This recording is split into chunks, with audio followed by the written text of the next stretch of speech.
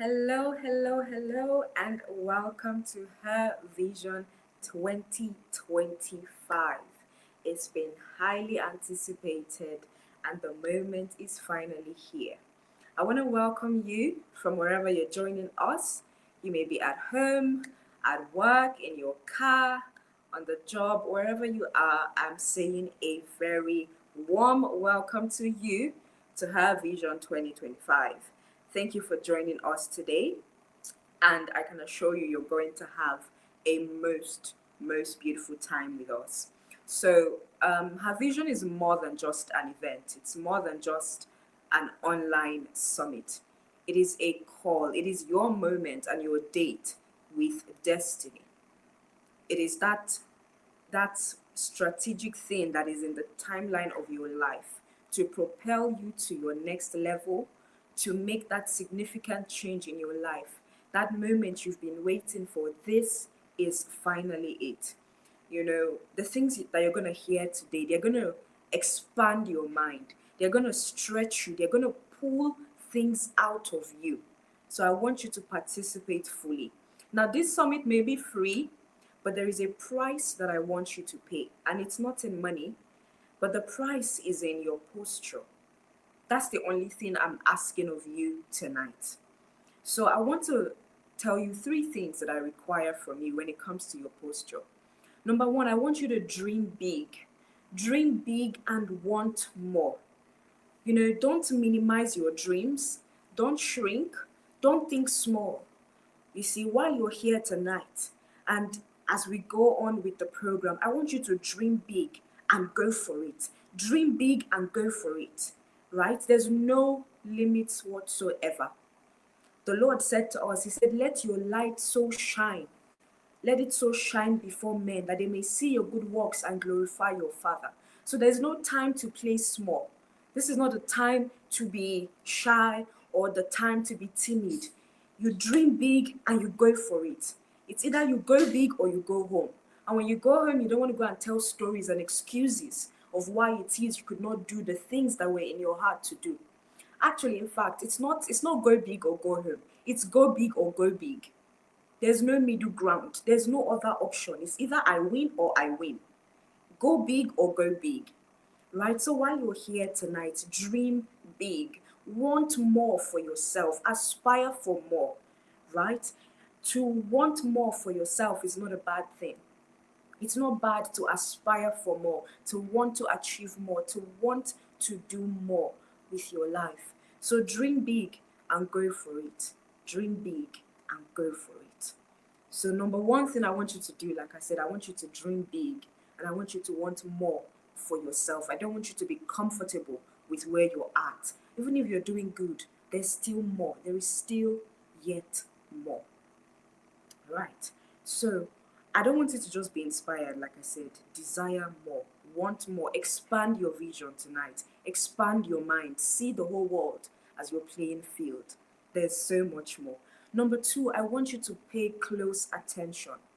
It's an online event, so it's possible for there to be distractions, right? It's possible that, you know, one or two things may be calling for your attention, but I need you to pay the price of your attention tonight.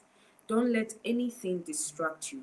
You see, this program, it was specially curated for you and with you in mind. So if you don't participate, if you don't give it your attention, how will you get what it is that you were meant to receive?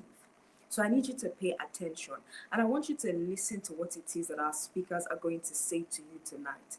Listen to what they say and listen to what they don't say, right? So pay attention. Be observant. Hear everything. The secrets to a man's success are often in his stories. So hear what they're going to say to you tonight. Pay them your utmost attention, right? Be intentional. Be intentional tonight. Now, these women, like I said, are our speakers tonight. They are powerhouses and they have come just for you. So give them all of your attention, hear what it is that they have to say, and take what is meant for you to receive. Number three thing that I need you to do tonight is to act on your inspiration. because you're going to be stirred tonight. You're going to be inspired, I can assure you. You are going to be so inspired. Your mind is going to expand.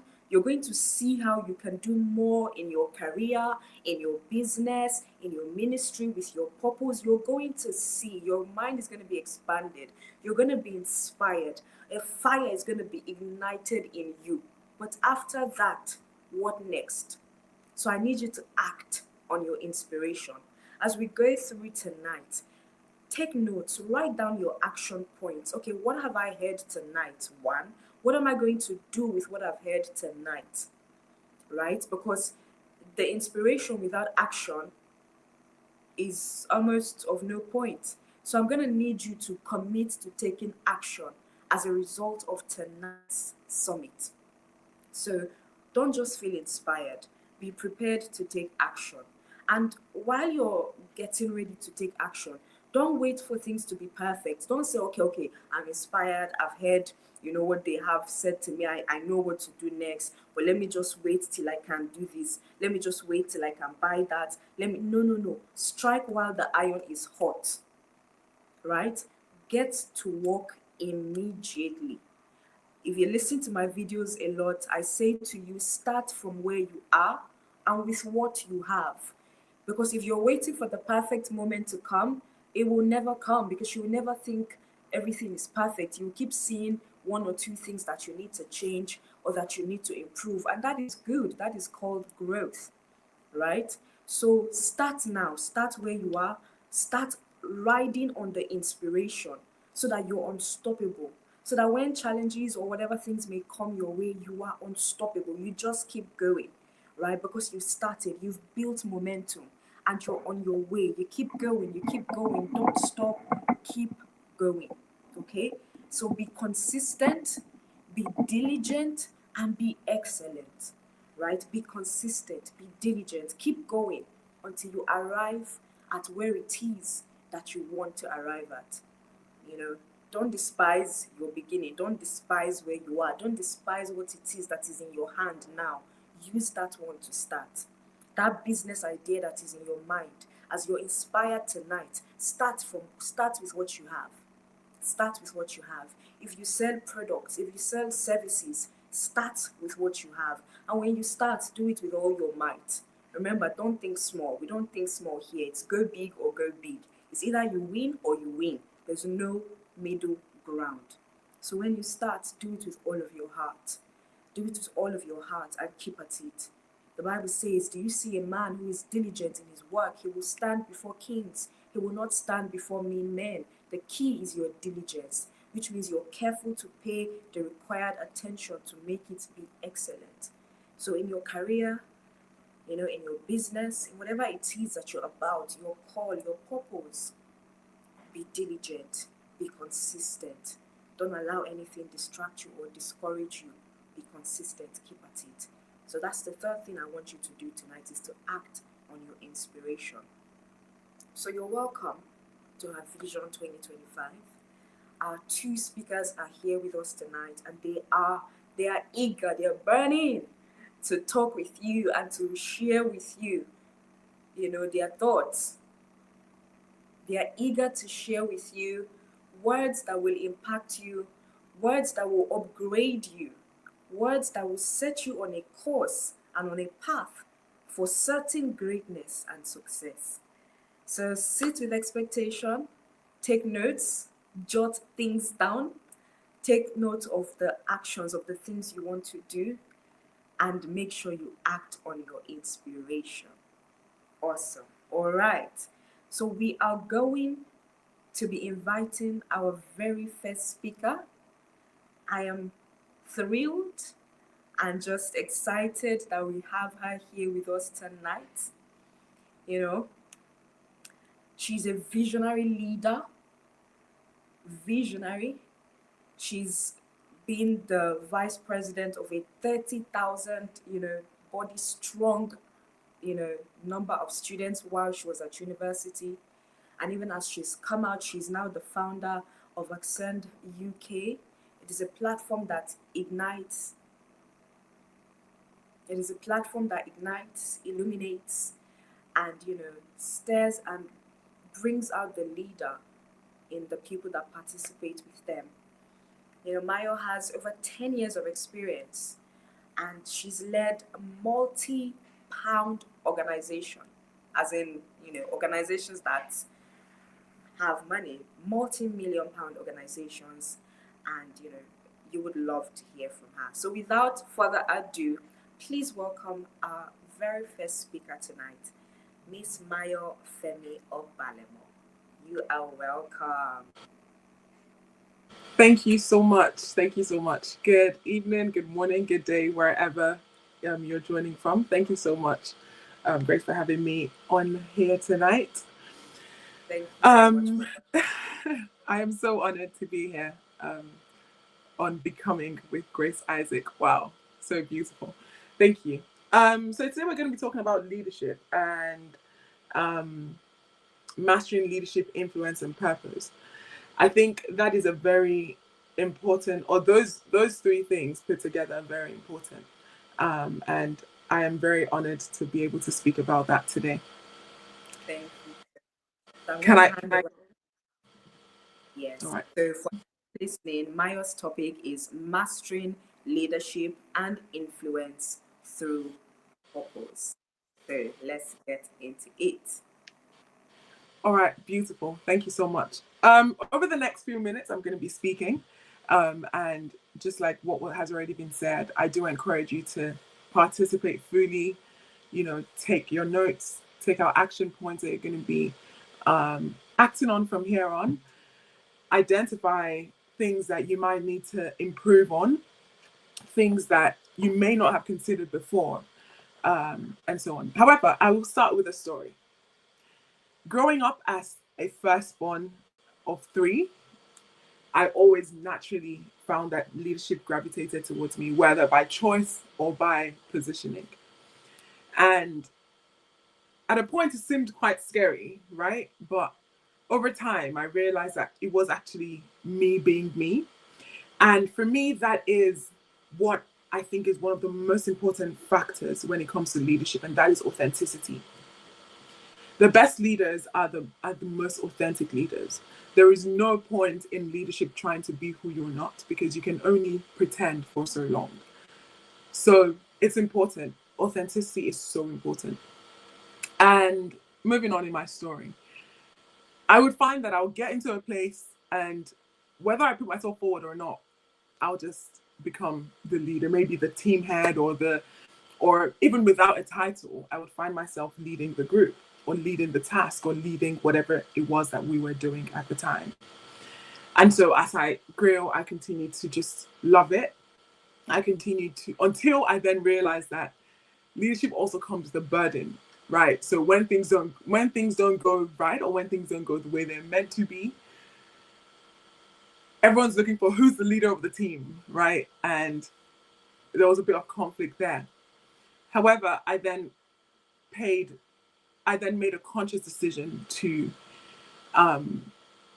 actually be a leader and to develop my leadership, because like I said already, I think that authenticity is one of the most important things in leadership. And so when you identify that this is who you are, which every one of us, I believe that most of us on here are Christians. And as a Christian, it's important for you to know that you're a leader. The Bible says that you're the light of the world. A city set upon the hill cannot be hidden.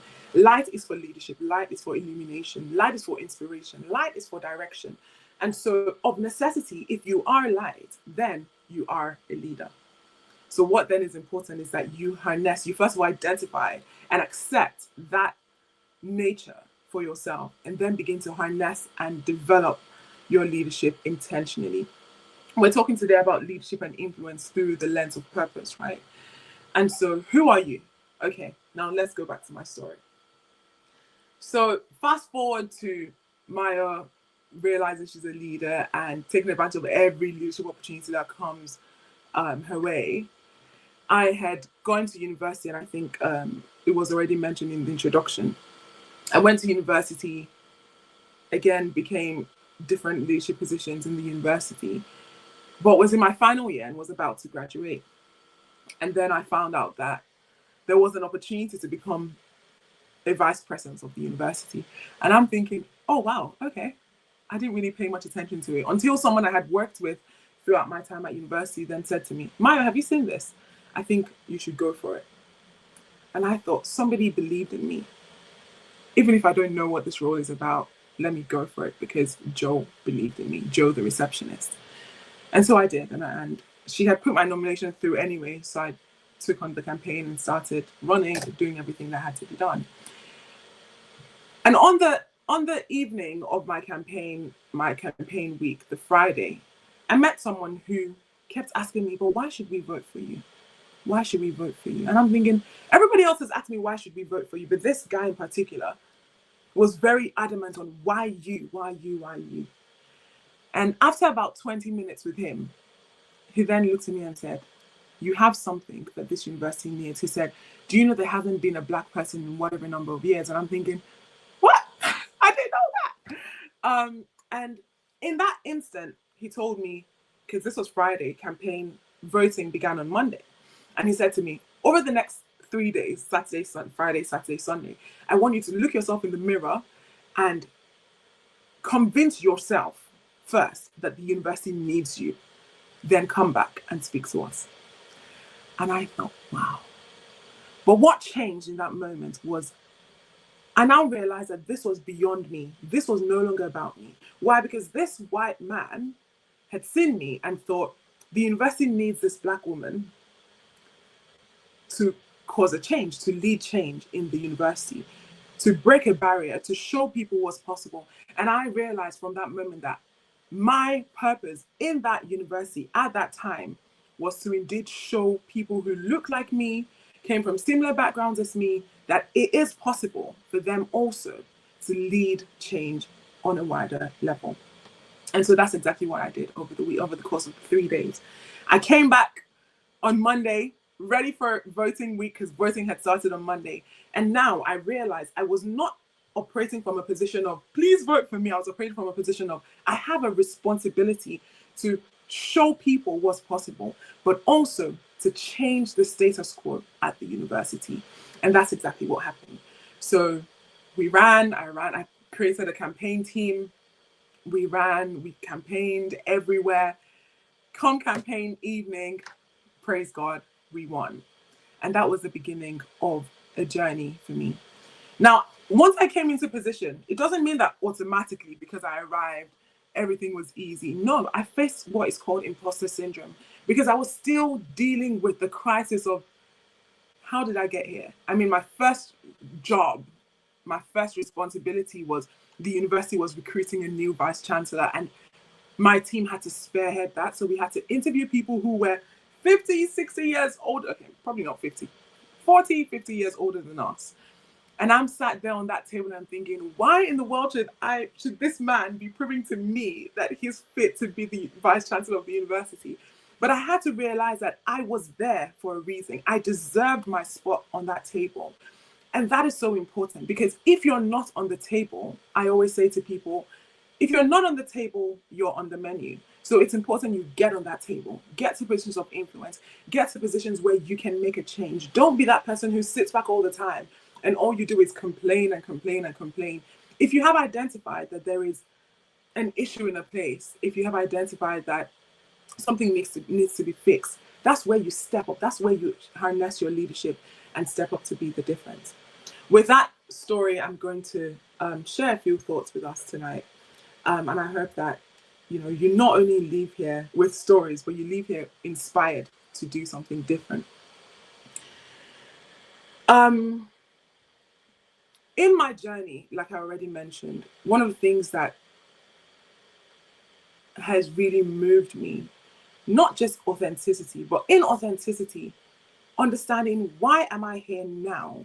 What am I meant to do in this place whilst I am here? What difference do I need to make? Leadership, there are two definitions of leadership that have been the most impactful for me. And leadership, the first one is that leadership is identifying the need and meeting it, leaving a place better than you found it, right? And that's why I said earlier, if there's a challenge, if there's something that you think needs to be changed, change it. That's why you're there. That's why the challenge came to you. I believe that challenges gravitate towards their solution. So maybe, just maybe, or rather not maybe, who knows? if you were there, or if you're there for such a time as that. And so in whatever way you're able to, look into how you can cause change there. The second definition of leadership that I particularly like is leadership is using your own personal power to win the hearts and minds of people to achieve a common purpose. Using your own personal power, authenticity, your personal power to win the hearts and minds of people towards a common purpose. Where you find that leaders often go wrong is when they try to be dictators. You haven't won the hearts and minds of the people. You haven't been able to, a definition, and I'll link it to this, a definition of success that I particularly love is inspiring others to your aspiration, to your inspirations. And that's what this is about, winning the hearts and minds of people towards a common purpose. That's what leadership is about. Until and unless you're able to do that, you are simply a dictator. And that's not it. And so in leadership, first identifying yourself, that's where purpose comes in. Before you can then identify what the common purpose of what you're doing comes in.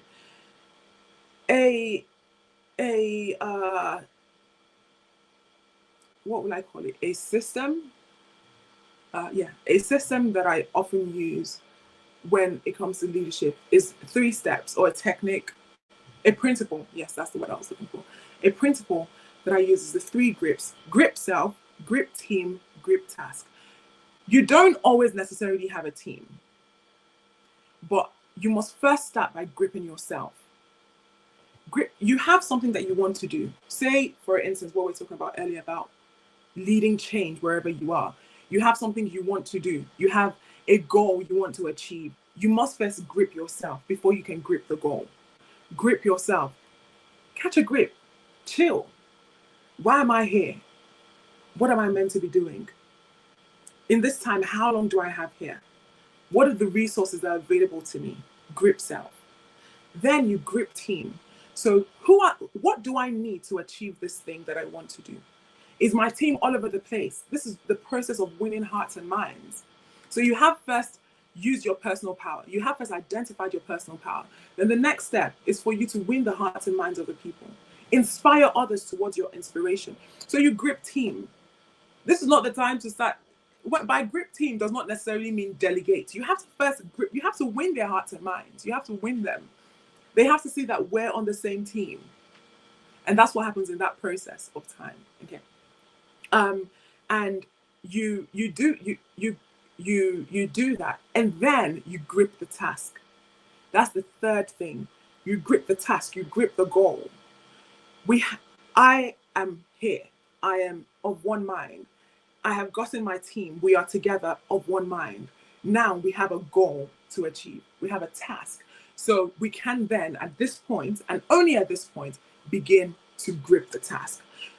A mistake that people often make is they try to start from gripping tasks without first gripping themselves or gripping the team. And so that's where you find the dynamics begin to change. That's where you find because you then have people who say, this leader doesn't care about me. This leader doesn't care about my well-being, because they themselves have not even fixed their own well-being. So you start from the beginning. Grip self, grip team, grip task. I got that from the Leadership Trust. Okay.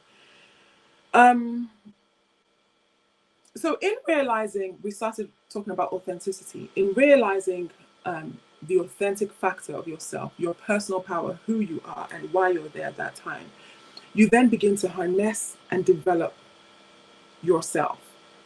And that's where audacity comes in. Because if you know who you are, if you know why you are, if you know where you are, if you know what you're there for, you've got to be bold. Because leadership is a responsibility. Leadership comes with a burden of responsibility.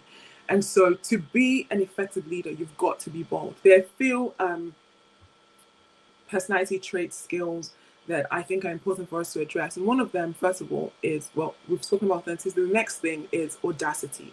You've got to be bold.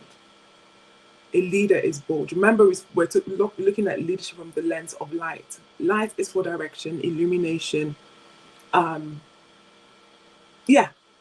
So for you to shine your light, you've got to be bold. You can't light it. I mean, scripture says you can't light a candle and keep it under a bushel, under something. Essentially, you can't hide it. So you can't be that light that your light is bright, but then you're trying to dim it.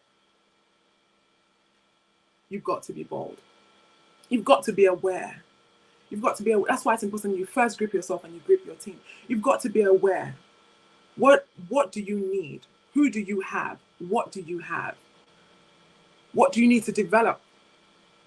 Who are the people you have? What are the abilities? What are the skills that they have? What are the resources that you require? And what are the resources you require but you don't necessarily have?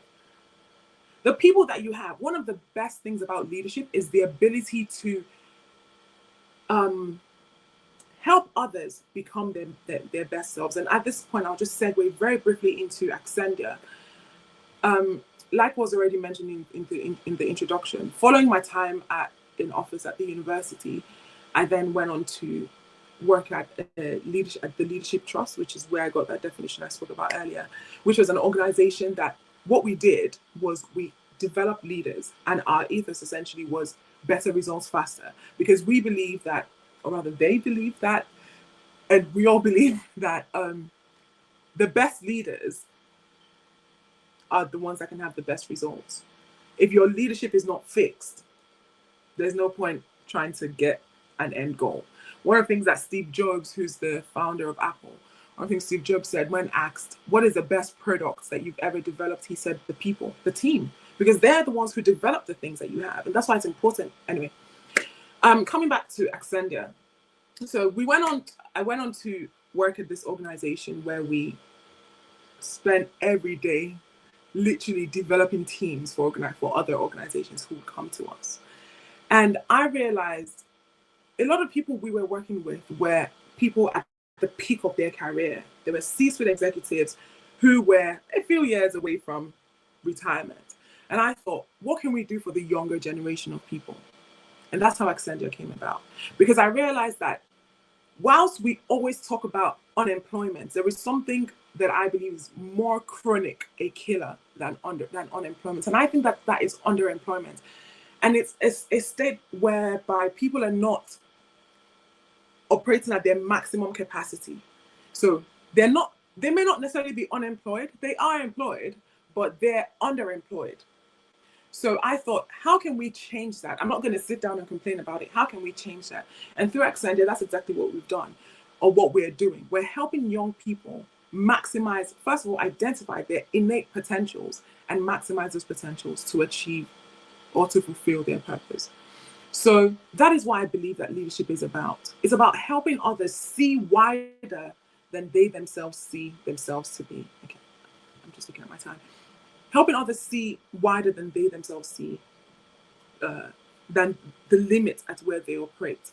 And so in leadership, you must operate from a higher perspective. You must operate from a higher perspective. You must be able to see the wider picture. You must be able to look at the people that God has given to you, the people that work with you, not just yourself, but how can I help them? How can I ensure that they leave me better than they met me? Yeah? If it's a team that you're leading, say you're a business owner, you're a leader in church, you have a group of people that you lead, and you're constantly feeling frustrated by the fact that you tell them what to do, they know what they're meant to do, but they're not quite doing it. Look at it from the perspective of, where is this person at? And how do I get them from point A to point B, which is where they ought to be? And rather than focusing on the task, you focus on the person, grip team. You focus on the individual and how you can get them to points of maximum performance before they can now grip the task. I'll talk about influence as well. Now, realizing that you are light, which is the basis of what we're talking about, realizing that you are light, you must also realize that you have a fundamental responsibility, like we've already established, to shine, to lead. So therefore, wherever you are, what influence have you amassed? That's where personal power comes in. Leadership is not just for yourself, it's not for yourself, it's for others. So through your leadership, what influence have you had? Earlier in the discussion, I said, if you're not on the table, you're on the menu, right? And so once you get on that table, you realize, just like I did when I became the vice president at university, that it's not about me, it's about the people. So how can you harness that personal power? How can you harness this strategic position that you've received? How can you harness this influence that you have amassed to improve the lives of others, to achieve the wider goal, the common purpose, like we already spoke about? That's where your influence comes in.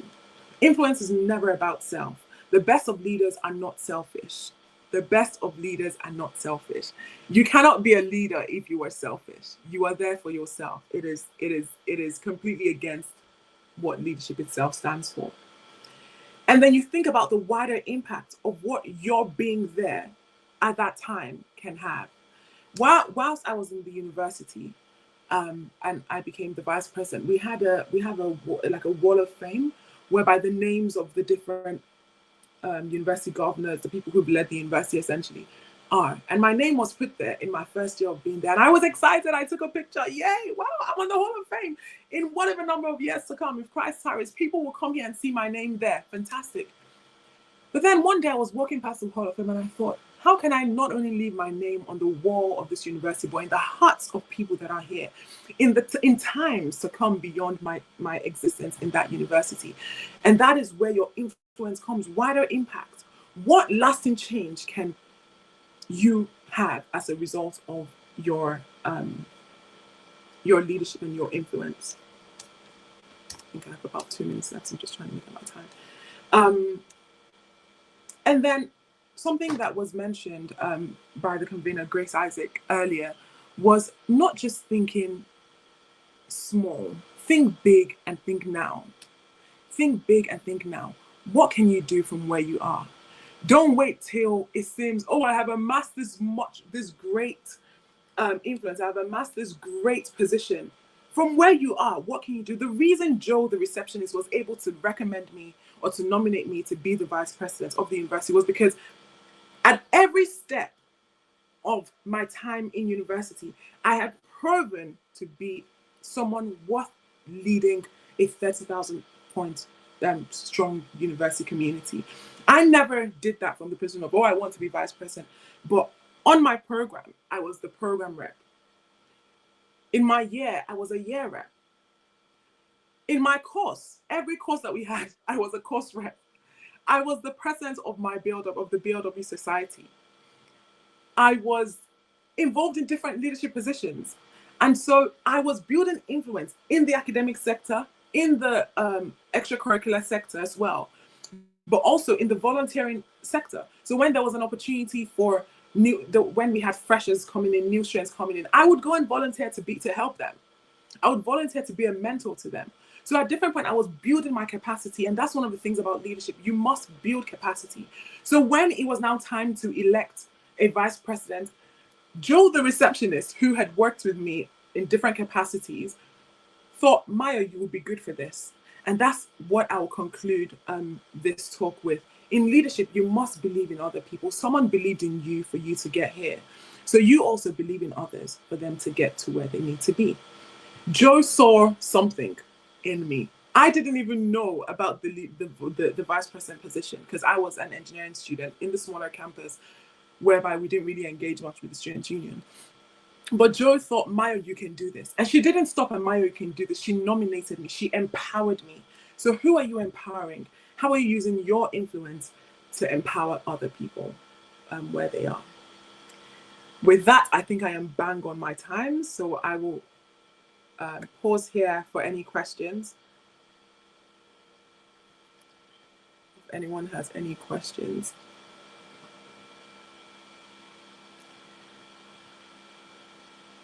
You are muted. Oops. You are muted. We can't hear you. Pardon me. Yeah, I was saying that, I mean, this was so beautiful. I'm jotting so many things down. You know, you said if you're not on the table, you're on the menu.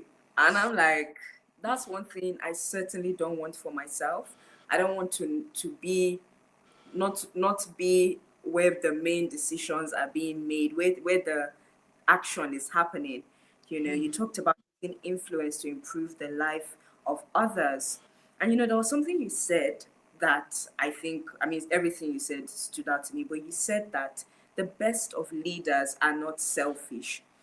And that is such an interesting thing because in this generation, in this day and age, there's a lot of self love, you know, Mm. I stand in, you know, I want to do this because there's a lot of money in this Yeah. industry, you know, I can only do this if this, you know, there's a lot of self being preached and proclaimed, you know, in today's world. So when you said that, I'm like, we really need a generation of leaders that are truly selfless and that want to see the best in others, and not just see the best in others because they want to see the best in others. They are willing to, like you said, grip self, see the best in themselves, bring the best out of yourself.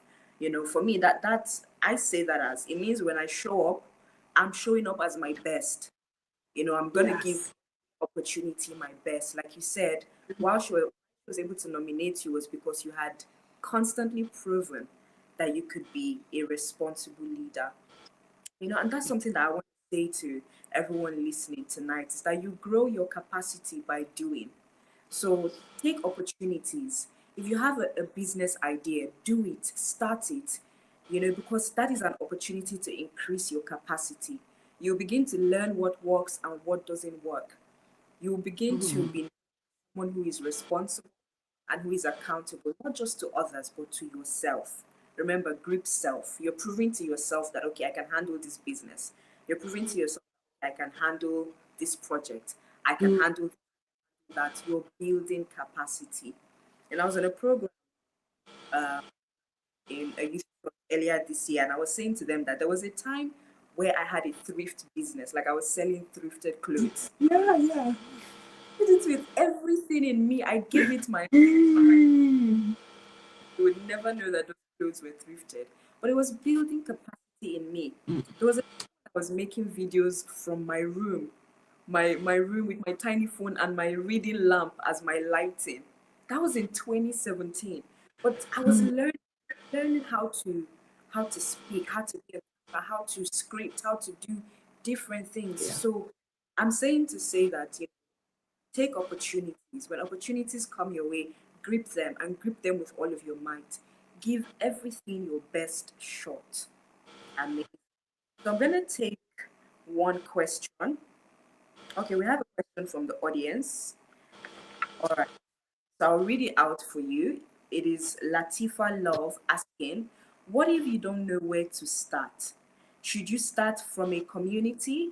And what if you're scared of public speaking? Or what if she leads them the wrong way? That's a very interesting question. And I think that's where a lot of us start. Where do we start? Yeah. Where do we start? How do we start? Start from where you are. I think the answer was already given. Start from where you are. Leadership is about identifying a need and meeting it. What is the need that you have where you are? Do you need a community to be able to achieve that change that you want to achieve? That's where the answer to that question lies. Should I start from a community? I often think the answer is yes. I'll give you an example. Last year, I lost about 22 kg. Fantastic, great. This is a goal I've had for so many years. Fantastic. And then people were asking me a lot, Maya, what did you do? What have you done? You look different. That's it. Did you do the surgery? Did you do this? Did you take any pills? And I said no. But I realized, wait, hold on. This thing took me almost every year writing on my New Year's resolution to finally do it in 2024. These people that are asking me are probably in the same position I was in when I was writing your New Year's resolution every year. Lose weight, lose weight, lose weight, lose weight. And so I thought, you know what? This is quite scary to do because I have an engineering background and I'm deep in leadership. Health, fitness is nowhere near my niche. But I'm going to harness the influence I have gathered in people being able to see me and see, oh wow, Maya was big before. Now it looks like she's looking a bit more fit. She's looking a bit more toned. What's going on? And I said, I'm going to start here. So I put out a post, I put out my before and after pictures, and I said, in 6 months, I lost 22 kg. If you want to be a part of this, message me. I was scared. I'm not going to lie to you, because I thought people were going to think I'm such a joke. People are going to think, what expertise do you have? What certifications do you have? On what basis? Because you've lost weight, now you want to help us. But I did it scared. And that's one of the things that I think is so important. Don't let fear limit you or hinder you. Let fear push you. That apprehensive state that you're in, let it push you to start what you need to start. And that's exactly what I did. We ran our first iteration. Like, people, like, the testimonials are just amazing. In fact, just before I started this, because we started with a 60-day challenge, which ended end of last month. And I said, you know what, I'm going to take a break before I go into the next step, next iteration or next group. Let me take a break. Let's recoup. Let's review what we've done. But the people are messaging me, when is the next Grit 60 starting? Start where you are, literally, is the answer to what I think this question is. Start scared. If you're scared of public speaking, you know what, very quickly, let me just give you 5 levels of communication. There is, the top is peak. So number 1, if you can put in like a triangle while you're taking your notes, number one is peak. So that's where you know the way. Okay, you know what? Let's start from down. So it's like a pyramid. You're building up. Number 5 is ritual and cliche. How are you? I'm fine. That's the ritual. That's the cliche. That's what everybody says, right? Number 2 is gossip and facts. So people it may not necessarily be facts, but it may just be gossip. It may just be, this is what it is. Where do you live? Common questions, where everybody is. Then the next thing is ideas and judgments. So at this point, you're a bit scared of, oh, what will people think? It happens every time. Just like I said with Grit 60, it happens every time. What will people think? Ideas and judgments. You're scared of how people will take this, the inner thoughts, how is this going to land? This thing that I want to say, how is it going to land? How are people going to receive it? You know, then the next point is emotions and feelings. That's where your feelings, you feel tight in your chest. It's like, how do I do this? How do I do this? It is normal. Those are the 5 steps of communication. At this point now, you're more intimate, you're more aware of other people, and then also people, but you need to be open. You need to realize that everybody started from that same perspective. Everyone started from that same place where they all had those feelings, and you're able to share, you're able to harness it, and then you can get to peak communication, peak performance, where you have dealt with the ritual and cliche, you've dealt with gossip and facts, you've dealt with ideas and judgments, you've dealt with emotions and feelings, and now you're able to actually come out. I will end there in case there's any other question. Wow. I absolutely relate to every single one I could. And if you're listening, I can assure you that indeed everyone does indeed go through all of those stages. Yeah. All right, so we have another question. What happens, this is from Fumilayo Korkik, what happens when you are leading a team and someone just does not have the capacity to grow and function at that level, irrespective of how you have tried? I have a belief that there is no level that anybody cannot function in. Like, a lot of people don't agree with this, I know, so you may not agree with it, but I genuinely believe that there's nobody that cannot achieve. So the question then is, are they wrongly positioned? So you may have employed them for social media, maybe you employ them for social media. However, they're just not getting it. You've tried everything you need to try. Maybe you need to shift them. Maybe you need to reposition them. Maybe you need to change them. So that's where you, as a leader, you have to grip team. And that's why I started from saying grip team. So what is it that this person is good at? How can we harness? What are the potentials? With leadership, that's why I said with leadership comes a burden of responsibility. You're not just leading them to achieve the task, you're leading them to become their ultimate best. So what are the potentials that this person actually has? That's where you should start from. And then so maybe, like I said earlier, you employ them or you got them for social media, but you identify, oh, this person is better when it comes to organizing, planning, logistics. Then you begin to give them those responsibilities. So by that, you're building their capacity, you're helping them see. So it also matters how you communicate with them. A lot of times as leaders, we get quite frustrated because you're like, I got you for this thing. Like, you are responsible for this. Why do I have to do what I employed you for? Like, come on, what is going on? But in your communication, don't communicate your frustration. try to get them to see the bigger picture. So, for example, you have, I don't know why I'm using social media, but anyway, you have someone you've going for social media, and it seems like every single time you keep telling them, why is this typo here? Why is this sentence not, get them to see it from a perspective of, how do you think the people are receiving it? So, anyway, but let's just assume you've already tried that, which is why you said, no matter, irrespective of how hard you've tried, I think look at repositioning would be my answer to that. Amazing. Thank you so much. So we're going to take one more question from another platform. As someone who started leading from a young age, what would you say to women who feel like they are too late to step into leadership? The fact that you're asking this question means that it's not too late. I think that's the answer. The fact that you're asking this question means that it's not too late. People reinvent themselves at 50. People reinvent themselves at 60. I was looking at, because of course, like I've already alluded to and mentioned, I am now very interested in fitness, healthy lifestyle, all of that stuff. And I've been looking at a lot of people. There's a grandma right now who is 80 and she started her fitness journey at 75 or something like that. And this woman, my goodness, she's toned, she's fit, she is very well, put together. She's doing squats, she's lifting weights that even me at my age, I'm still looking at, but she started at 75. Her bones were already weak. Her bones were frail.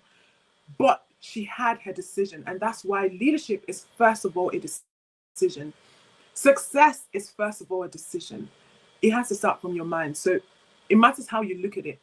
If you're looking at it as you're too late, then of course you're too late. But if you're looking at it as, I've still got time, start now. Start now. And I think the last thing that I'll say is, with leadership, and this is not necessarily with regards to this question, but there's something that just came to my mind that I didn't quite mention earlier.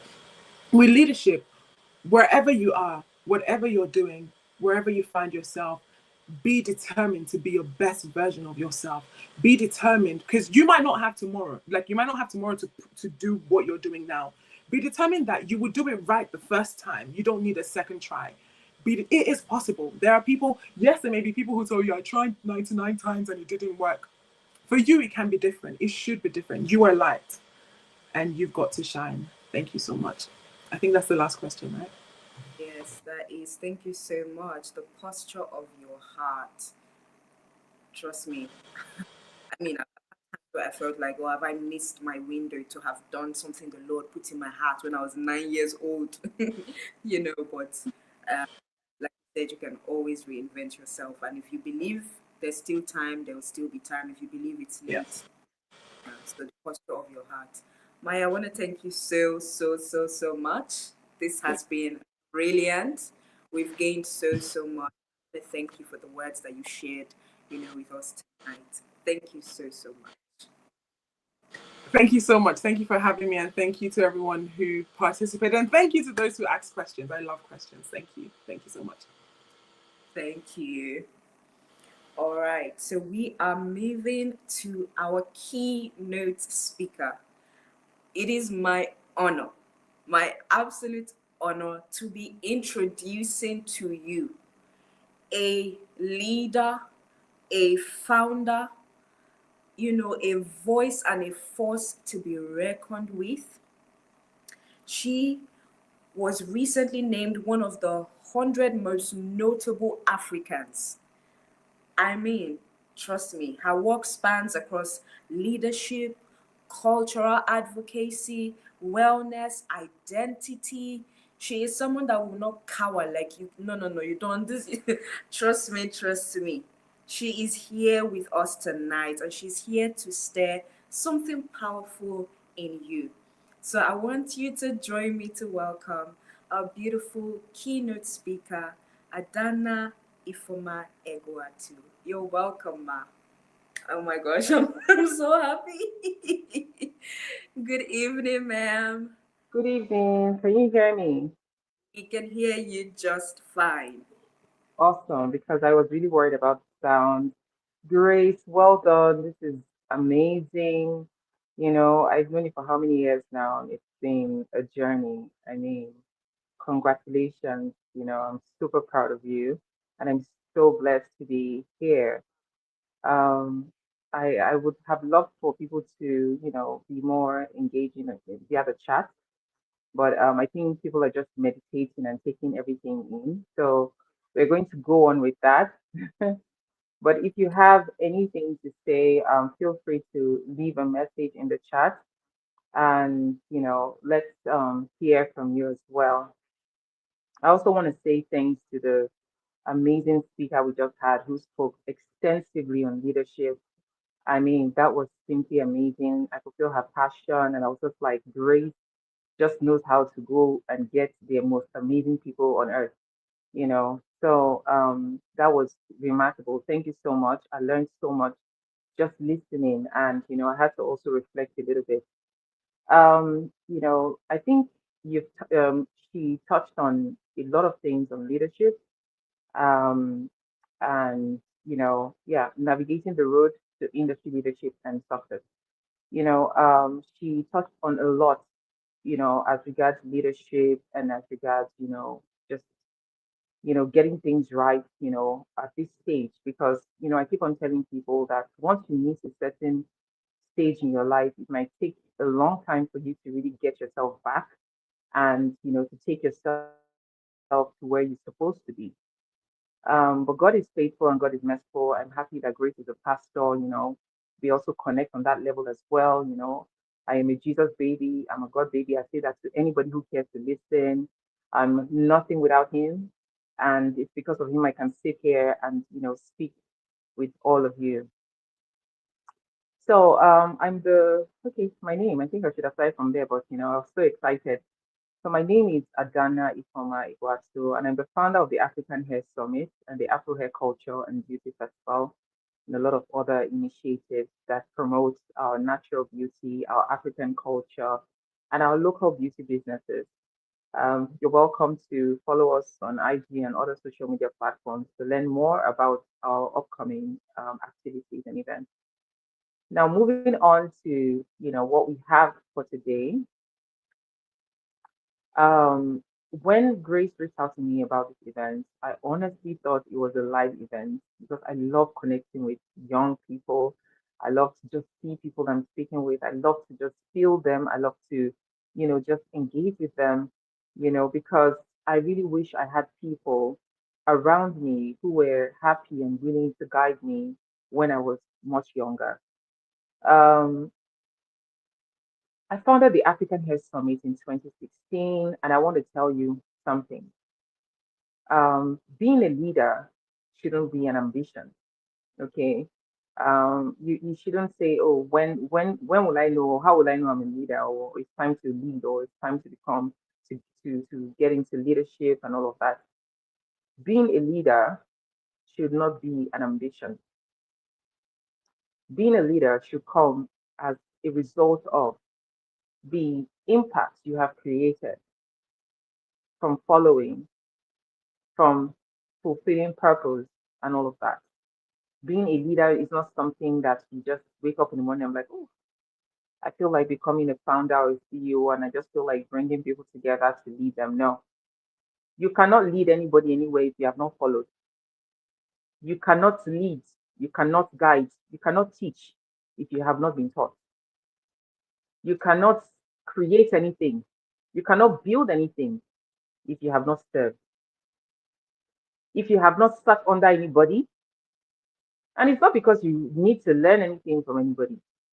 If you have not sat and brought your head down in humility, I'm sorry, you can't lead anybody. You can try, but you're going to get frustrated and you're going to be a very toxic leader because you have no clue what it means to follow. You have no clue what it means to serve. And unfortunately, this generation is one that loves to lead. They want to all be CEOs and founders and, oh, I don't work for anybody, I work for myself. I'm a boss lady, I'm this, I'm that. It's a very arrogant generation, a generation that, is becoming lost in their own bubbles, you know, because they refuse to connect with people. They refuse to align with purpose, with God to start with. So it's become a very, very challenging thing to actually find your own way as a person. My network is fluctuating a little bit, but please bear with me. Um, I'm speaking in tongues because I really want this network to behave. So, for those of you who want to start up something, you are now inspired to be a leader, the first question you should ask yourself is, have I served? Where am I coming from? What's my story? What's my journey? You will need to sit under someone. You need to learn. It could be a pastor, it could be a mentor, it could be, but you need to go and sit. I'm telling you the honest truth. There's some people that will come to me and say, "Oh, Ada, I'd like you to mentor me. I love what you're doing, blah, blah, blah." And you just bring them into a project. 2 days later, they're complaining. "Oh, I'm sorry I couldn't make the meeting. The sun was too much, or it was raining in my area." Or you're going to hear 1 million excuses from somebody who came to you to say, "Oh, I love what you're doing. I'd love you to mentor me." And I'm talking in the same week. You see that a lot of them are giving up. A generation that is not excited to learn, to grow, to build. They're more excited to dance on TikTok, to follow trends, to be in the comment sections of celebrities and wasting away time that you cannot get back, time that you cannot call back. Before I started the African Hair Summit in 2016, I served. I served in a church, I served in an NGO. And when I say I served, I don't think people know how to really serve because it's not NYC. NYC is just it's just the surface. I served. I worked. They used me to clean and mop. They squeezed me. They continued using me to clean and mop. I served. I gave every part of me, my passion, my time, everything, my money. And the interesting part of it is that I served in an NGO and I worked with an NGO that whose leader, I had a leader who was always speaking on leadership. That's why I don't really, like to encourage people to go into leadership because some people will turn it into a business instead of genuinely leading people towards purpose. They turn it into a self ambition, self business for profit, and all of that. So it becomes very unproductive on the long run. So this leader I had was someone who was always talking about leadership. He was invited to the biggest conferences and he was always speaking about leadership. Oh, I have a dream for this country. Oh, I have a dream for the nation. But the man was not even paying us salary in the office. He wasn't even fulfilling his own duty obligations as a leader to the few people he was leading in the office. But in front of the cameras, he had a dream. He wanted to be Martin Luther King, speaking to everybody as though he was refined and polished and someone that was born out of true leadership. So those are not the kinds of leaders we want. Those are not the types of leaders we need. We need people who have served. I forgot what the her name is, the first speaker, and she said she always found herself in leadership positions. She wasn't asking for it. The same thing as myself. I will always we'll just be in a room and they say, okay, please, we want to start this. Can we just nominate somebody who can take charge? And guess what? I will look away. I will turn my face away. I will do everything to make sure that I am not even trying to be invested in that. They say, Adanna, everybody is going to point at me. Now, it's not because I have leader written on my forehead. No, it's because they have seen the level of commitment, the amount of dedication, the amount of creativity that I have brought to the organization. So it's just easy. Ada should handle this. She has the passion for it. She has the commitment for it. She has the character for it. She has the humility for it. Please let Ada lead us. We want her to lead us. Nobody's going to choose a bad leader, except people, the ones that are getting paid. And I knew I wasn't paying anybody because I didn't even have money then, thank God. So nobody is going to be, it will come naturally. Don't ever wake up from your bed because your sewing business does not work or your fashion business does not work, and say you want to go into women leadership or whatever. No, you're not qualified to lead anybody. You need to go and look for an organization where you can serve. If you don't have any organization around you, I think Grace has a community. Join her community.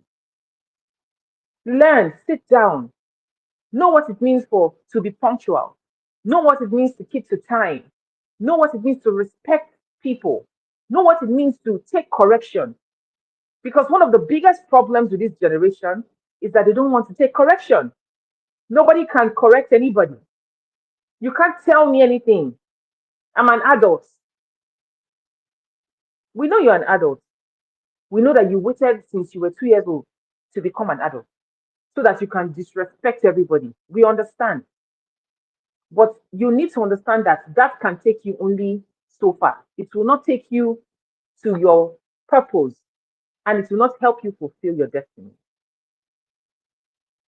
So for me, leadership is the ability to lead oneself in honesty, with dignity, to make healthy, clear decisions.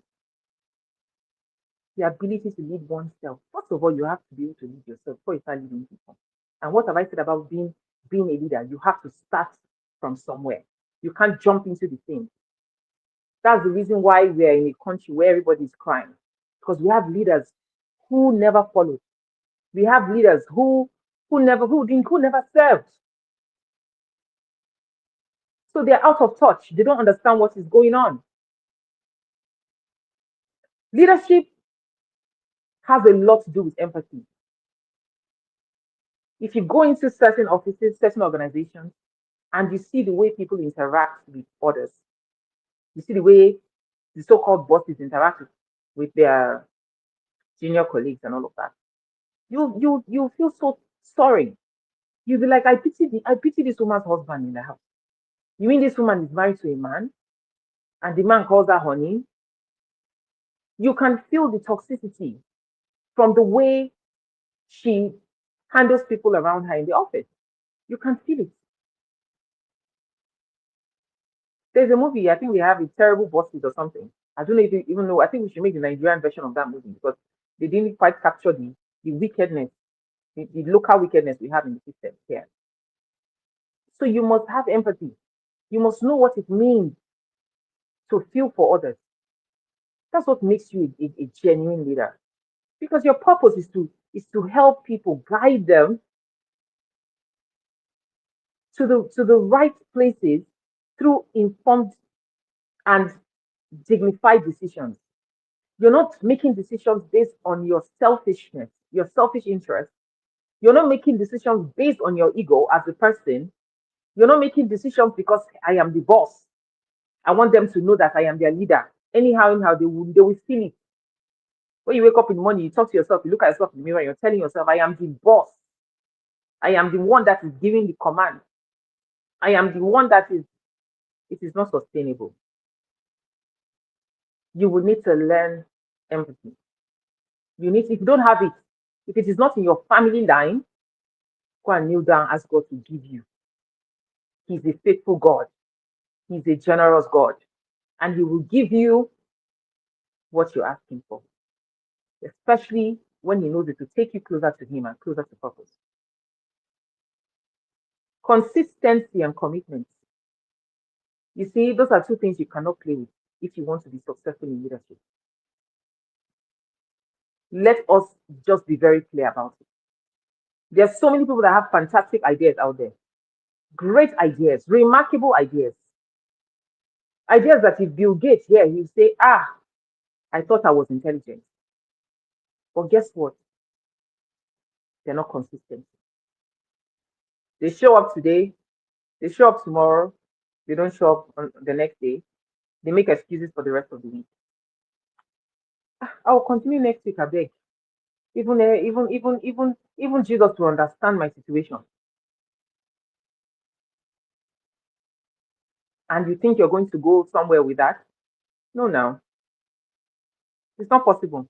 Because there's somebody else somewhere that has a bigger idea than you have, that is willing to be more consistent, that is more consistent and more committed than you.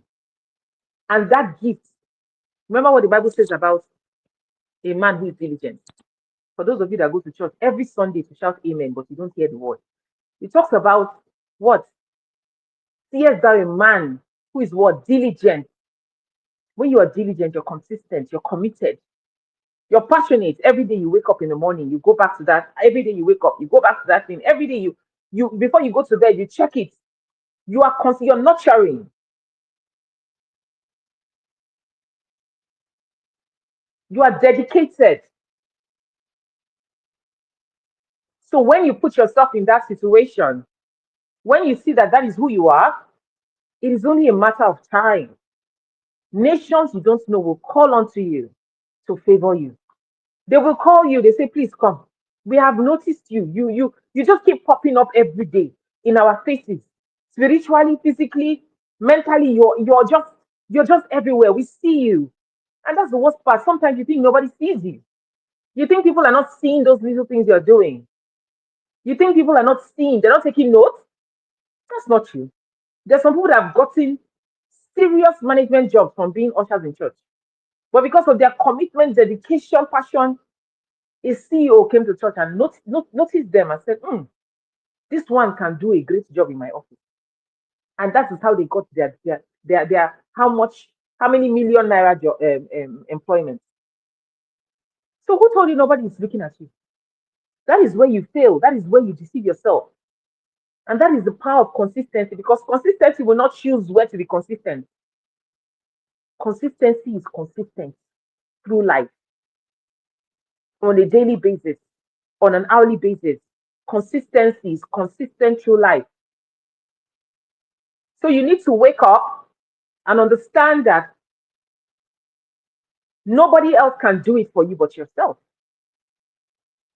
Nobody else. I don't care if you go to church and 15 people hold your hands every day. In the end, you're the one who's going to run your race.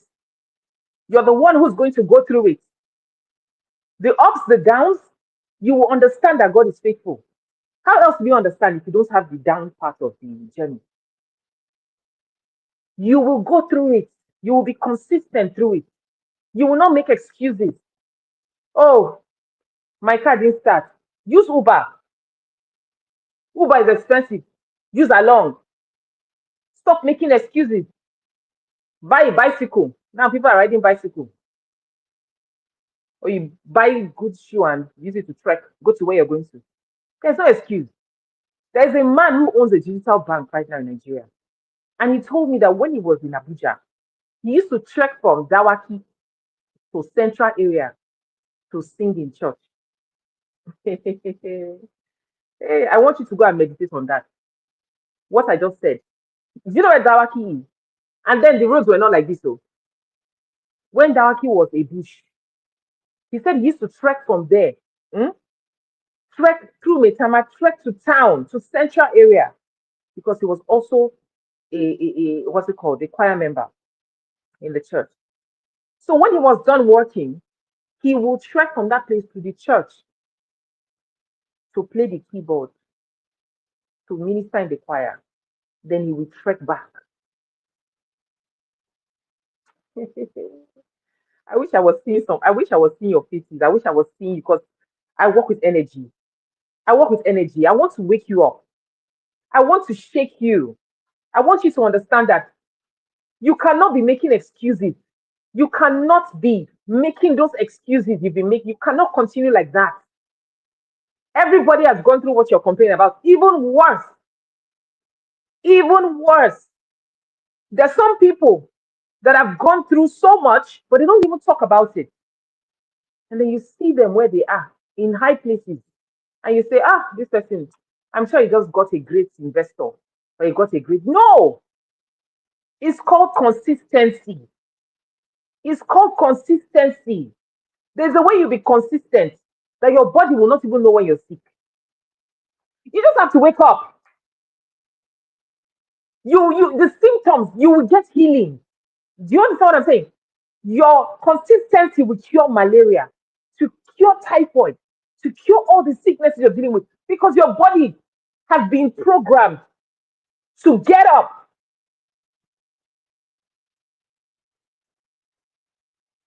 Time is not going to wait for anybody. Do you know what you have to have people talk to you at this stage in your life? Not all of us had that privilege. We would have done so much better. So, what is your excuse? What exactly is your excuse? What is your excuse? That's my question. What is your excuse? I don't like it when young people do not understand that time waits for nobody.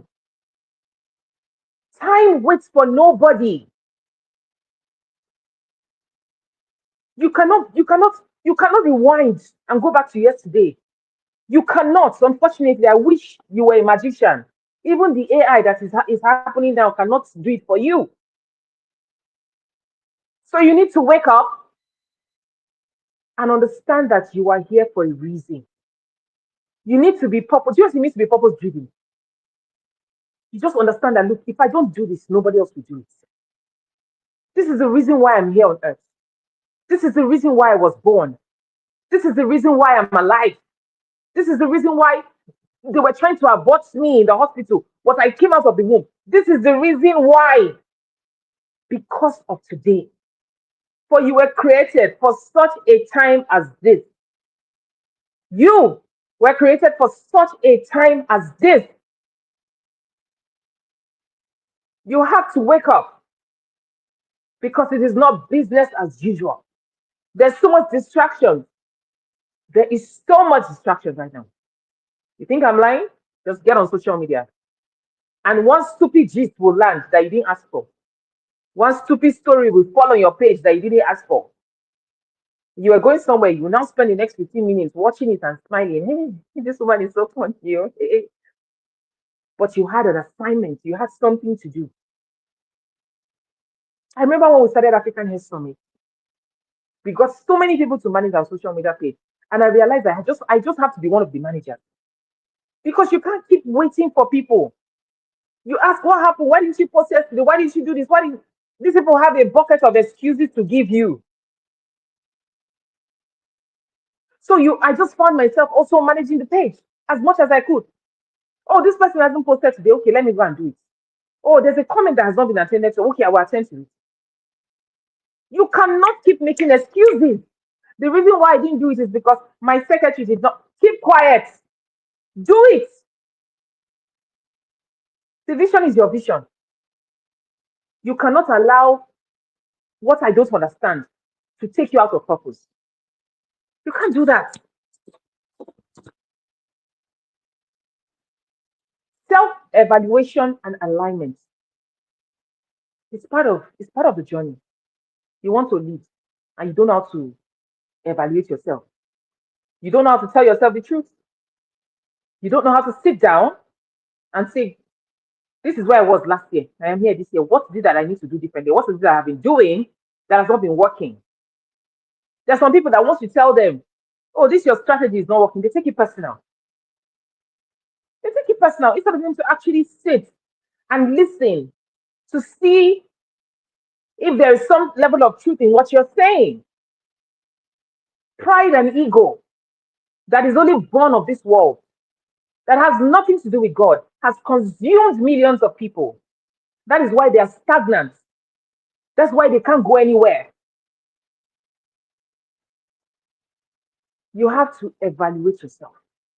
It's not just for business or leadership, even in marriage. Even in marriage. Your husband says you talk too much. Go and ask yourself, do I really talk too much? You look at your mouth in the mirror and say, mouth, do you move a lot? Ask yourself, be honest. You will hear the answer if you are honest about it. If you really want to hear the answer, you hear it. When they tell you, oh, there's something, this thing you do is not, you start fighting the person. Learn to be quiet. Even when it is not palatable, be quiet. Be quiet. Everybody must not know you have emotions. Be quiet. Then you go and reflect. If everybody is saying the same thing about you wherever you walk, there's always the same. You think, oh, I don't know why people don't like me. It's not about people, my darling. It's you. You are the problem. You are the problem. Receive your deliverance today. May you be delivered today. You have to learn to evaluate yourself. You have to learn to evaluate yourself. If not, you are not going anywhere.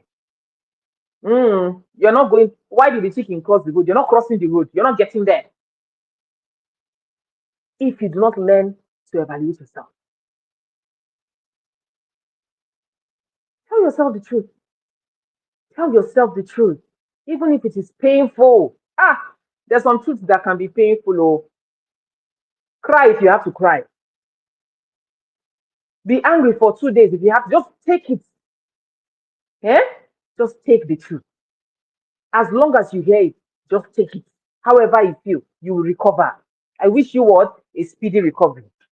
But you must be able and willing to accept the truth.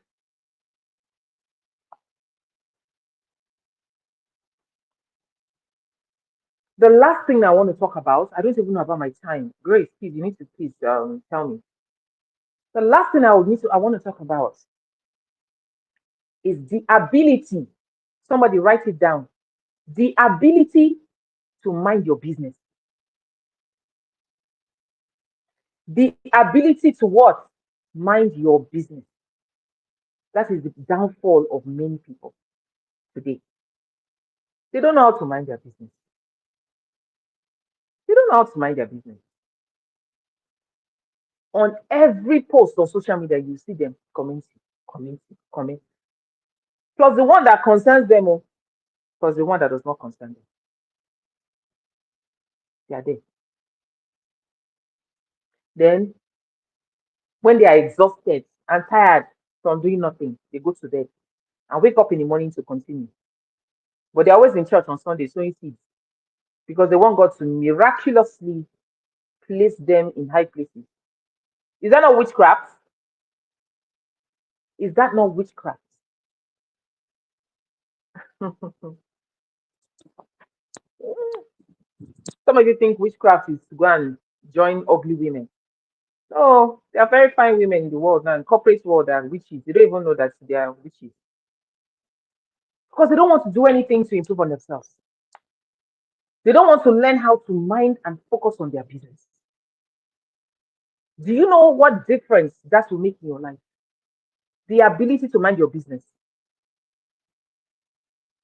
The ability to scroll past what is not your business on social media. Scroll past it. Oh, this is scroll.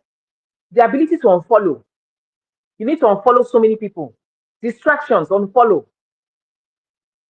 The ability to say no to gossip. It is your number they call every time there's one story in town. It is you they call. It is not a talent. It is plain stupidity. The ability to mind your business. Do you know what it means to mind your business? If it is a garden that you are planting, do you know what it means to go back to those plants and water them and nurture them? Do you know what? Do you know what the outcome of that garden will be in a few weeks, in a few months? Somebody will walk into your house and be like, is this not the house I just saw? You planted? Oh, you did this. Oh, people can see the evidence that you are minding your business. That is what happens in your life. That is how your life will blossom. That is how your life will flourish when you mind your business. Some of you are looking 20 years older than yourself. 20 years because you don't know how to mind your business. You're carrying the stress of generations you have not even met before. You're in everything else but your business. If God has called you to go and handle or deal with widows or take care of single mothers or whatever it is, or even abused men, if that is what God has called you to do it diligently. You will see that while you are at it, you will have not just new strategies, you're going to see things that nobody else has seen before. You're going to operate on a level that nobody else has operated before, just because you were minding the business at hand. I wish I could hear you because I want you to all pledge yourselves from today that I will mind my business. I will be focused. I will be dedicated. I will be committed. I will self evaluate. I will do the things I meant to do because I understand that I'm here for a reason. I'm here for a purpose. You are not born by mistake. You are not an error. I don't care how your family is. Don't give me the gist because I know you always have a story. Don't come and tell me the wonderful things happening in your family. Because if I tell you about my own family, what you do now? Hmm?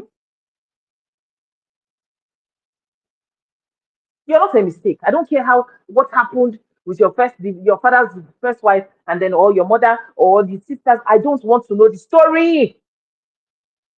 Get over it. Outgrow it.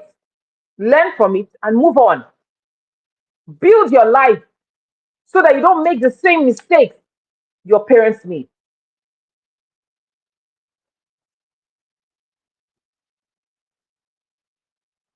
Whew. I really wish I could see all of you. I really wish I could just see you. But I know that God has done what He needed to do today through this message. And I pray that these seeds that have been sown will grow in your life, will flourish, and they will bring forth fruits. That is my prayer for you all. Thank you so much, Grace. Thank you for the time. Hmm?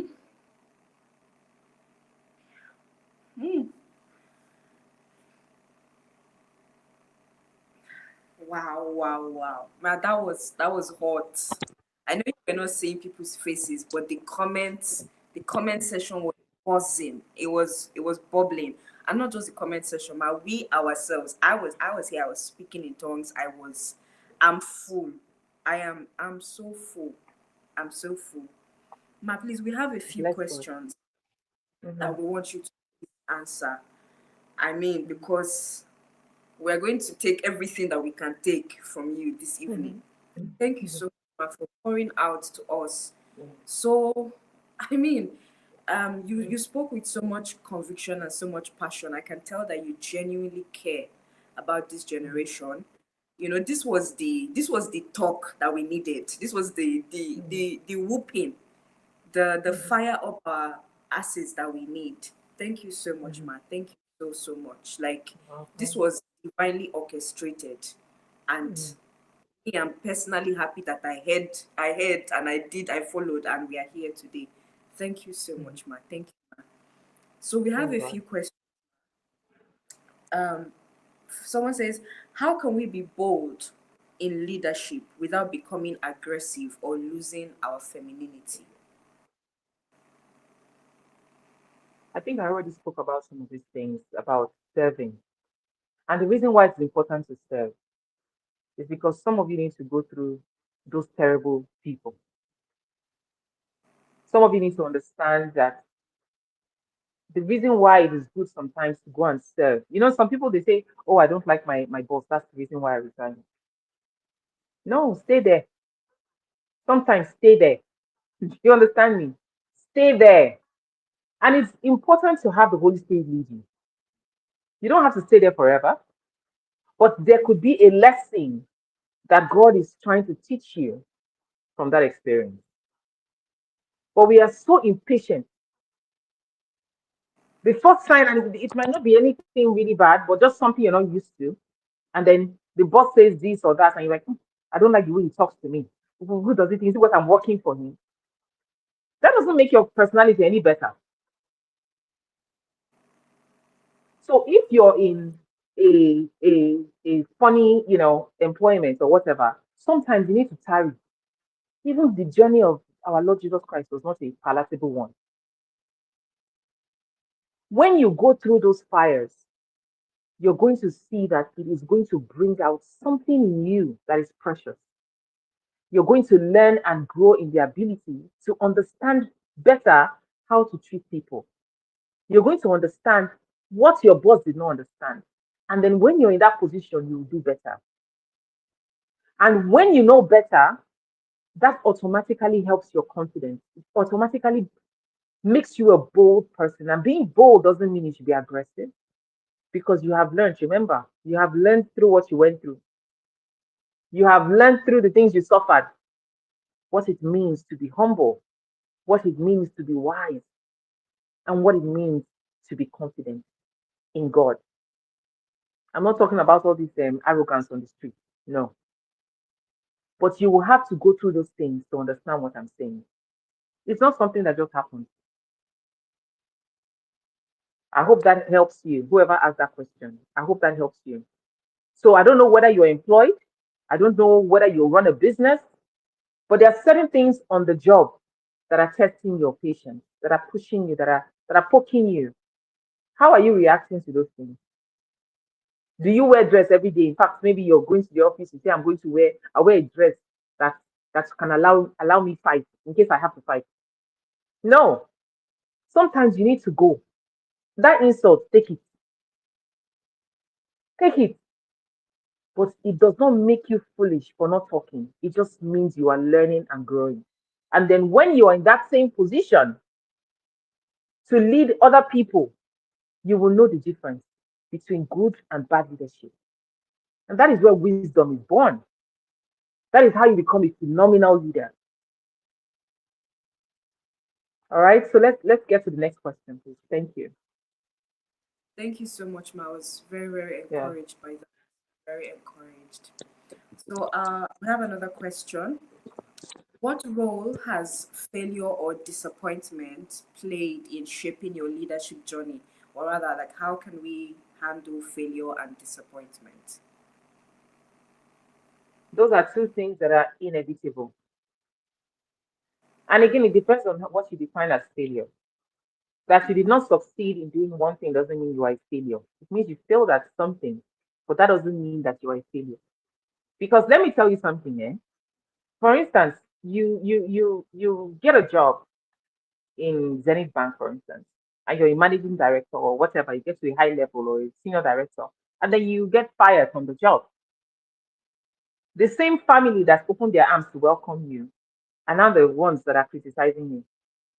The ones that were singing your praises before to say, oh, my son is this or my daughter is this, is now the one saying, every day you are a failure. Out of all the people in our family, nobody has brought shame like you. I'm sure that is where a lot of people begin to, feel that they have failed because they compare them to a lot of people in the family. They compare them to their schoolmates. Especially if you have toxic parents, they have a way of throwing that at you. You are a failure. You failed in marriage. Maybe your marriage failed, or you just anything it is, you're a failure. You're not a failure. I'm here to tell you, you're not a failure.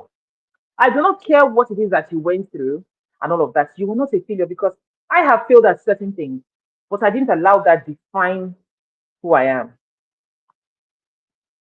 Going through that process is painful. It is painful. Don't worry about it. It is painful. And many temptations will come. A lot of things will say, why don't you consider this? Or why don't you just stop caring? Or why don't you do you know it brings frustration? But do not allow that season define the rest of your destiny. Do not allow that. It's just a season. It's a phase you're passing through. What you need to tell yourself is, I'm going to get through. I'm going to get through this phase. What you need to tell yourself is, it's just time. I'm moving. I'm moving. I'm not stagnant. Sometimes pain can make you feel like you're in one place. No, you're moving. You're moving. Do you know what it means to give birth to a child? When you are in that pain, you will think that the world has ended. No, the baby is coming out. The baby is coming out. The baby is coming out. Don't worry about it. Your life, your destiny is not the same with your sister's destiny. It's not the same with your cousin's destiny. It's not even the same with your best friend's destiny, your bestie's destiny. You went to the same school, you went to the same university, you cannot have the same life. God has charted a different course for you. So failure and all these things will only give birth to something that is even more beautiful than you can imagine because you did not allow the process that caused that system to fail to define who you are. That is how you're going to overcome it. So don't think that you're not going to go through stuff. You're going to go through stuff that will make you reconsider a whole lot. But I'm here to tell you, do not, I repeat, do not allow that phase define the rest of your life. I want you to go through it and not embrace it. Do you understand what I'm saying? Go through the phase, but do not embrace it. It is a phase, you're passing through it. Thank you. Do we have any other questions?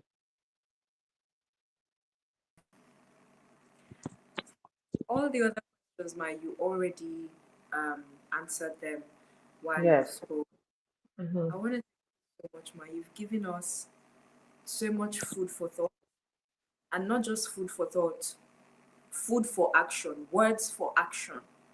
And I'm going to send you the testimonials. You're going to see the results.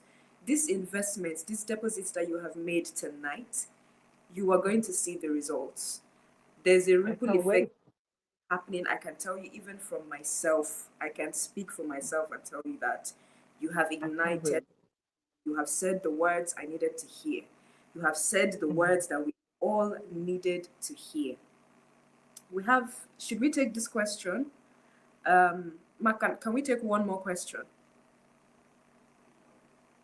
Okay.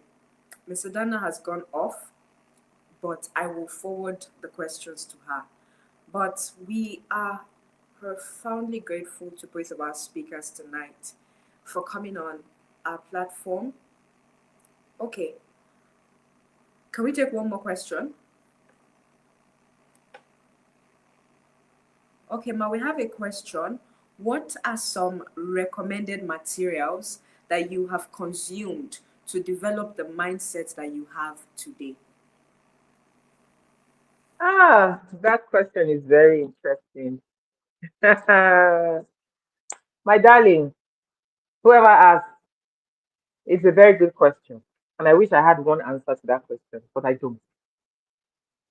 What I have eaten, the materials I have consumed. Uh,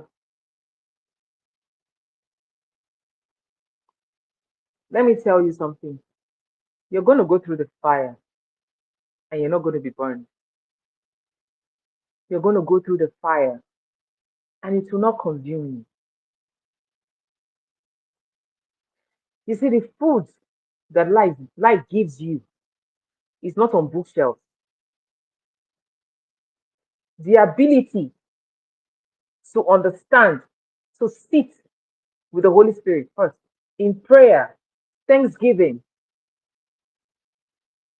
while going through the worst phases of life, you cannot find it on the bookshelf. What I will recommend to you, the materials I will recommend to you that has helped me is the Word of God. And I say something every time. I say, God, you are all that I have, and you're more than enough. You see, wisdom in its finest form comes from the Holy Spirit. All these people that wrote books, they were inspired by something. Some of them is the juju in their family. Some of them is the occult they belong to. Some of them is church. Some of them is the Holy Spirit. Get close to God for yourself. Get to know Him yourself. That is how I developed this mindset that I have. My journey with God. through life. Thank you. Thank you so, so much, Ma. Thank you, thank you, thank you. We cannot thank you enough.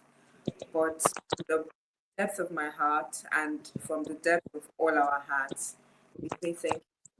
Thank you for coming. Thank you so much for having me. Thank you for pouring of yourself into each and every one of us. We're so, so grateful, Ma, and I will send you the results. I will send you the testimonies. This is a generation of women who have no excuses, who are getting the job done, who are doing what needs to be done. Thank you so much, Ma, for coming Absolutely. tonight. We Thank are you for so having me. It's been thank. amazing. It's been amazing. Wow, wow, wow. What a time we have had. What a time. I mean, we have received so much to go and meditate on, so much to go and use now to take action. Like Mr. Adanna said, evaluate yourself, evaluate your life. My notes are lengthy. I took down so many things and I'm ready to just digest and get to work. But if there's anything, I am greatly inspired for action because my conviction that I'm here for such a time as this, it is deepened, it is stronger. I mean, like she said, I wake up every day and I face my business. Wake up every day, I face my matter because I understand that if I don't do it, no one else will do it. I am here for such a time as this. Let this fire, let this passion burn within you. She said consistency is consistent. Consistency doesn't choose when to be consistent. Consistency is consistent. Train yourself to be consistent. Prove to yourself that you can be consistent and that you can be diligent because people are watching. One day, like she said, nations will call for you and tell you, yes, we have been noticing you. You are the one that we need. You are the solution to this problem. You are the answer to this question because you have been consistent and diligent over time, even when you didn't know or you didn't think anyone was watching. There's so much, so, so much to take from here. So I want to thank you all so much for joining HerVision 2025. If you're not already subscribed to this YouTube channel, I want to invite you to subscribe now. We are all about equipping and empowering women like yourself, and that's the kind of content that we produce here on our channel. So subscribe so you can remain on this journey with us, and also so you can watch the replay of this session. We're gonna, package it, post short forms of the video as well. So make sure that you subscribe to our YouTube channel, and of course, you could follow our Instagram platforms. You can follow me on Instagram. You can follow Miss Adanna on Instagram. You can follow, Mayo on Instagram. Stay in touch with us, and you will be inspired for greatness. So, like I said at the beginning, I want you to ask yourself, what did I hear today? And what will I do with what I have heard today? And I leave you with those words. What have you heard? And what are you now going to do with what you have heard? So thank you so much for participating tonight. Please send me your feedback. For those who are from Becoming with Grace Isaac community, please post your feedback, your testimonials, your thank you messages. Please post them on our platforms and I will forward them to both of our speakers tonight. So thank you all so much for watching and I will see you next time. Thank you so much.